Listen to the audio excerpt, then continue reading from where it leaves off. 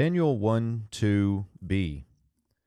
Vayevi'im eretz shinar beit Elohav, ve'et hakelim hevi beit otsar Elohav.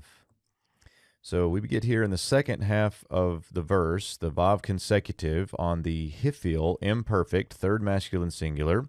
The verbal root is bo here, and we get this third masculine plural pronominal suffix. And so we get something like, and he brought them. Now, one of the things that I always highlight, and we're going to see this down here at this point as well with the hifil of bo, is if we think about the hifil as causative and bo means to enter or come, something like to cause to come or to cause to enter, this means in good English to bring. So you don't need to learn or memorize a different definition for the hifil if you understand this idea of the causative and have a good basic gloss. Now, this is a simplistic way of thinking about it, I get it, but you can get to bring pretty easily from to cause to come. So he caused them to come, or he brought them, these are the vessels, to the land of Shinar,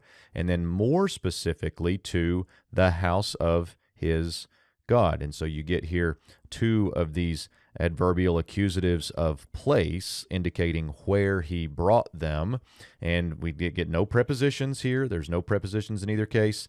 This one is more specific, not just the general land of Shinar, but specifically to the house of his God. And next we get, and direct object marker, the vessels. Notice this is fronted for focus.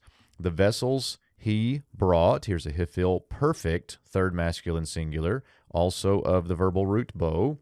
And we get then, he brought to the house of the treasury of his God. And so in this case, we get the specifics now that it's going into the treasury, the house of the treasury. Now, last thing let me mention here, notice with the imperfect up here of bo, and then the perfect here. Let me erase some of this on the bottom and then highlight this again.